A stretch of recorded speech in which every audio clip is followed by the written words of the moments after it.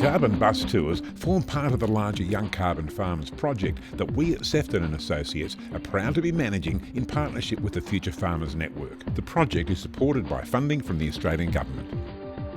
The Carbon Bus Tour is an exciting opportunity for engaged and enthusiastic young farmers and agricultural professionals to explore climate variability, emissions, adaptation and CFI research through unparalleled access to this country's leaders in emission research and on-farm adaptation. Through this North Queensland tour within the Townsville and Charters Towers regions, 11 carefully selected participants visited the CSIRO Lansdown Research Station, Wambiana grazing trial, the cattle production enterprises at the Trafalgar station and Wambiana station properties. I came on this trip to learn about carbon farming, to understand the policies, to see it in action on these properties, take this message and knowledge home and to share it with a wider audience. We had a webinar just recently for this tour and one of the slides showed the estimated carbon levels, and it showed the lifetime of someone who was born in my parents' generation, my generation and then my children's generation. And it just really brought home that it's so close to being, or could be, something really important to us in terms of what our land is going to look like, what we're going to be able to do, and the impacts it's going to have on us. This short video provides an insight into the presentations and tours presented by our experts. If you can better manage the existing climate variability, you're going to be in a position to better manage climate change. Most obvious effects of climate change on tropical horticulture, as in the last 5-8 years, have been our massive cyclones that we've just experienced. What it comes down to, there's two ways you can earn carbon credits. You can reduce emissions, or you can lock up carbon. So carbon sequestration, drawing carbon dioxide out of the atmosphere, whereas emissions reduction just reduces the amount of emissions going to the atmosphere.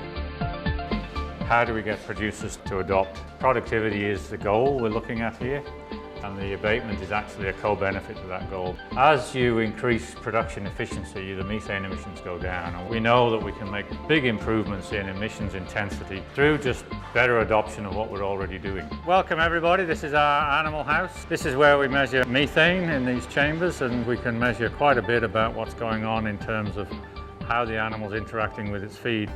If a property is ecologically sound, economically viable, and socially responsible, it is sustainable into the long term.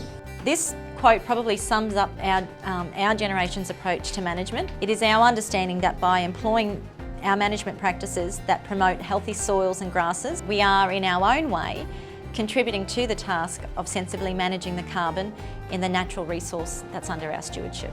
The real focus of this project is looking at how you actually fit in carbon farming into a beef business. It's not actually saying we're going to go all to carbon or all to cattle. It's actually trying to find where those win-win situations are.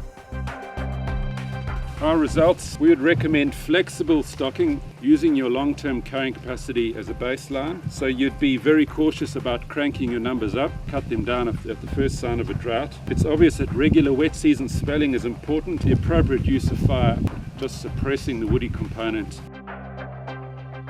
Because we'd changed our management, we were one of the few properties in the area in the 90s drought that had a lot of grass. By having that grass and those options available to you, we've made a lot more money in drought times than we're having good times. So yeah, for all you young farmers out there, stick to your plans. It's been a really positive trip actually, talking to the actual producers out here trying to implement carbon farming and how they're responding to those issues. Yeah, being exposed to these great minds is just such a fantastic opportunity. It's just great to see farmers giving back to the environment. I've got a much clearer understanding of the policy and how that's going to affect the producer on the land. It's really helped me understand about how government policy is trying to match and cater to such a diverse country. It's been great to learn about how it's all interconnected, that what we do as humans, where it goes, how we can actually adapt to the changing climate. Probably the biggest things I've been learning about is the government policies and the different methodologies of storing carbon in soil. And we're seeing that if you are engaging in these best practice methods that you're going to be increasing your productivity. It doesn't matter if you're in grazing or any other farming commodity, it's, there's definitely people who are leading the way. And also the networking side of things has been fantastic. What a team of people we've got. It's been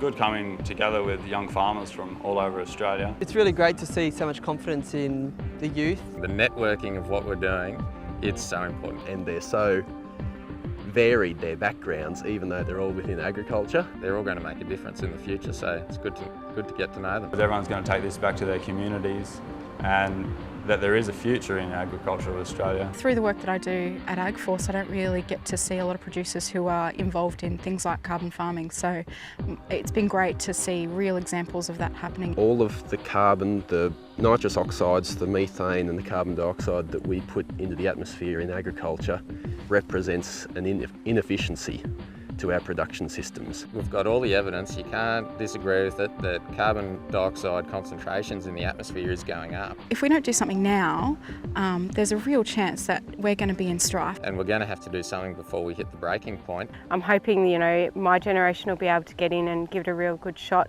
We've got this 150, 200 year culture of agriculture. It's time for the young people to step up.